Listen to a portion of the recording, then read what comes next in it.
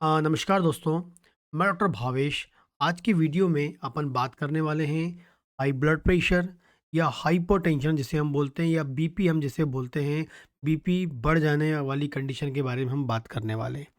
क्या इसमें होम्योपैथिक दवाएँ काम करती हैं? क्या लाभदायक होती हैं? क्या बीपी को मैनेज करने में सहायक होती हैं? वो हम देखने वाले हैं।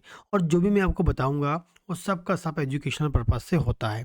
जब भी हम हाई ब्लड प्रेशर की बात करते हैं, हाइपरटेंशन की बात करते हैं, तो इसमें आपकी बॉडी का जो ब्लड प्रेशर होता है, ब्लड प्रेशर 2 होते हैं, एक होता है सिस्टोलिक और एक होता है डायस्टोलिक ब्लड प्रेशर, ठीक है? तो जब ये दोनों ब्लड प्रेशर में से कोई एक प्रेशर बढ़ जाए, तब भी हम बीपी बोल सकते हैं, या दोनों बढ़ जाए, तब भी हम बीपी की कंडीशन बोलते हैं, ठीक है? ये मोस्ट कॉमनली जो होता है आपको अ, 45 40 या 45 के बाद या 50 के बाद आपको ये बहुत कॉमनली आपको मिलता है। आजकल तो यंग एज में भी मिलने लगा है क्योंकि लाइफ़स्टाइल डिसऑर्डर के कारण ये बहुत कॉमनली मिलता है। तो जनरली जब आपका जो दोनों प्रेशर बढ़ जाएँ तो हम बीपी बोलेंगे, या दोनों में से कोई एक बढ़ जाए तो बीपी बोलेंगे। और जो कॉमनली आपको 40s के बाद या 45 के बाद 55 60 के बीच में आपको मिलता है, और इससे पहले भी आपको मिल सकता है। ठीक है। नॉर्मली हम बात करते हैं जो ब्लड प्रेशर की जो बुक के अनुसार है कि जो सिस्टोलिक प्रेशर होता है, जो ऊपर वाला होता है, वो 120 mmHg का होता है नॉर्मल, और नीचे वाला होता है 80 mmHg का होता है। ठीक है। यदि 120 mmHg से ज़्यादा आपको मिलता है लगातार, एक दिन नहीं, लगातार, क्या होता है कि जैसे आपको बीपी की समस्या आ रही है, पहली बार आपको लग रहा है, तो लगातार आप किसी डॉक्टर से अपना बीपी चेक कराएं और उसको प्रॉपरली मॉनिटर करें, एक कागज़ में लिख के रखें। और लगातार आपका 1 हफ्ते तक, 7 दिन तक बीपी आपका बढ़ के आता है, तो तुरंत जाके डॉक्टर से कंसल्ट करें और अपने दवा के बारे में सोचें। जब भी ब्लड प्रेशर की समस्या आती है, तो सबसे पहले आपको जो पास के जो कार्डियोलॉजिस्ट होते हैं, उनसे जाके कंसल्ट करना बहुत अधिक ज़रूरी है। और उनसे बात करें, उनसे मिलें, और वो फिर आपको जो एडवाइस करते हैं, उसके अनुसार आपको फिर काम करना है। और फिर साथ में इन होम्योपैथिक दवाओं का आप यूज़ कर सकते हैं, और ये बताता हूँ कि कब आपको यूज़ करना है। क्या होता है, कई बार जो ब्लड प्रेशर होता है, आपकी दवाएँ चल रही हैं और चल रही हैं, जिसमें कई बार क्या होता है कि ब्लड प्रेशर दवा खाने के बाद भी उस लेवल पे मेंटेन नहीं रहता है, लगातार फ्लक्चुएट होता रहता है, ठीक है? या उसमें आपका जो कॉज़ होता है, कारण जो होता है, वो बीपी की बीमारी आने के कारण अलग-अलग भी हो सकते हैं, ठीक है? तो कारण के आधार पे भी होम्योपैथिक दवाएँ कुछ होती हैं जो सपोर्ट करती हैं, लेकिन जो आपके कार्डियोलॉजिस्ट से आपको मिलना है, उसकी जो जो भी गाइडेंस है उसको फॉलो करना है, और साथ में इन दवाओं की आप हेल्प ले सकते हैं। और मैं तो कहूँगा कि पास के हों पे डॉक्टर से कंसल्ट करें, इस ये क्योंकि एक इमरजेंसी कंडीशन होती है।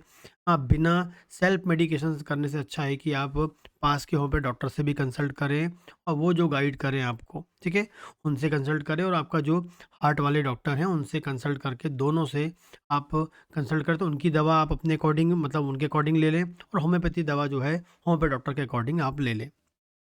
यदि आप बीपी का ट्रीटमेंट प्रॉपर नहीं करते हैं, कई लोगों को देखा है मैंने अपने क्लिनिकल प्रैक्टिस में, बीपी की दवा खाते ही नहीं हैं, टाइम पे नहीं खाते हैं।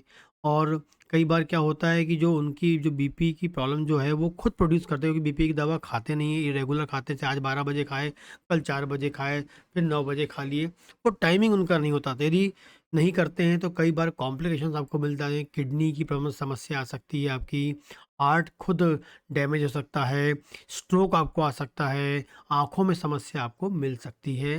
ये कुछ कॉमन कॉम्प्लिकेशंस होते हैं इसमें। जब बीपी बढ़ता है, अचानक से बढ़ता है, तो इसमें आपको मोस्ट कॉमनली क्या होता है, सिर में दर्द होता है, स्पेशली आपको सिर में दर्द होता है, बैक ऑफ हेड, मतलब पीछे वाले सिर में, जो आपके पीछे साइड में, यहाँ पर आपको दर्द होता है, ठीक है? और स्पेशली हम बोल सकते हैं मॉर्निंग टाइम में कई बार आपको दर्द मिल सकता है। इसके अलावा आपको आँखों में धुंधलापन दिख सकता है, चेस्ट पेन आपको मिल सकता है, साँस लेने में आपको थोड़ा-सा जल्दी-जल्दी आप साँस लेंगे, ये आपको मिल सकता है। और कभी-कभी एडवांस केसेस जो होते हैं, यदि बहुत ज़्यादा बीपी बढ़ गया, तो नाक से खून भी आ जाता है, तो बहुत ही अच्छी बात है, नाक से खून आ जाता है तो बीपी आपका थोड़ा-सा मैनेजेबल हो जाता है। बॉडी की डिफेंस प्रोसेस होती है नाक से ब्लीडिंग होना, तो ये कुछ आपको मिलता है। अब हम देखते हैं कौन-सी दवाएँ हैं जो सहायक होती हैं।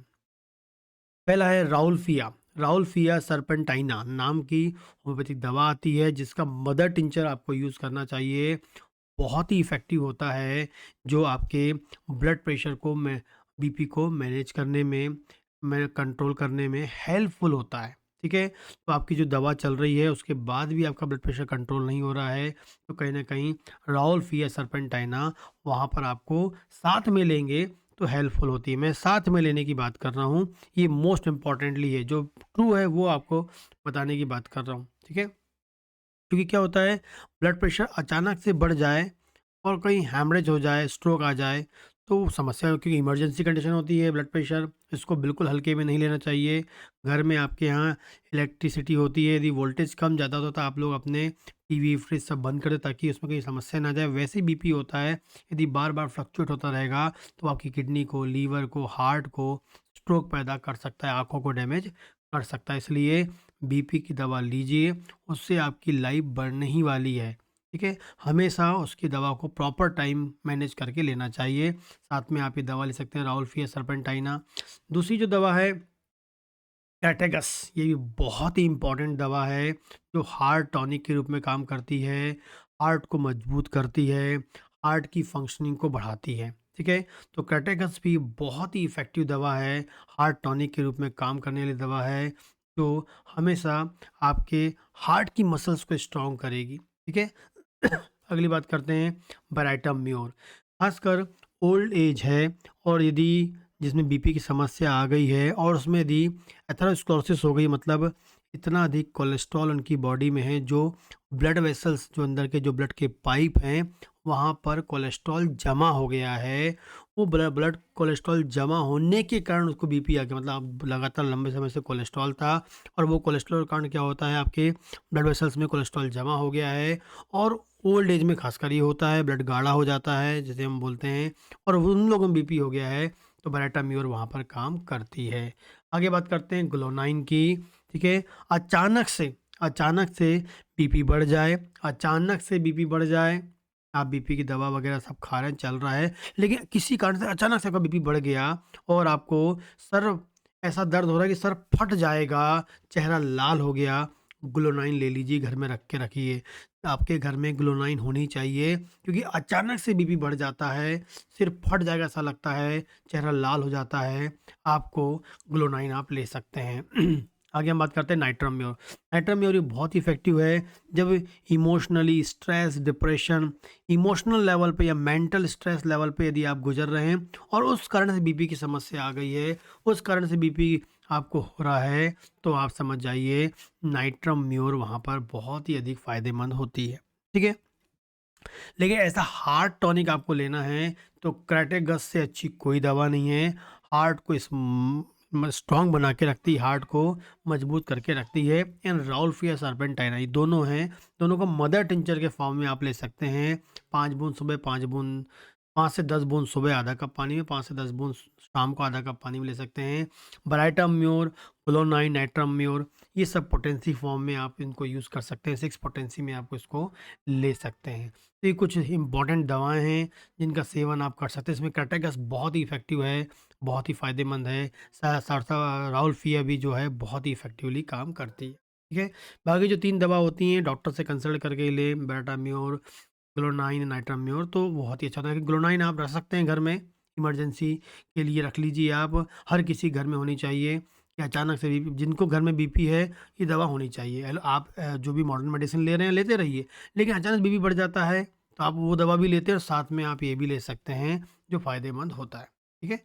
इन दवाओं का सेवन करें और फिर मुझे बताएं, यदि कोई और क्वेश्चन हो तो आप मुझे कमेंट करके पूछ सकते हैं। और बात करना है तो 3 से 5 का टाइम है, व्हाट्सएप पे ही आपकी सिर्फ बात होती है, व्हाट्सएप ही टाइम होता है। कृपया इस टाइम का ध्यान दें, उससे पहले करेंगे और बाद में करेंगे तो बात नहीं हो सकती है। 3 से 5 का ही टाइम होता है।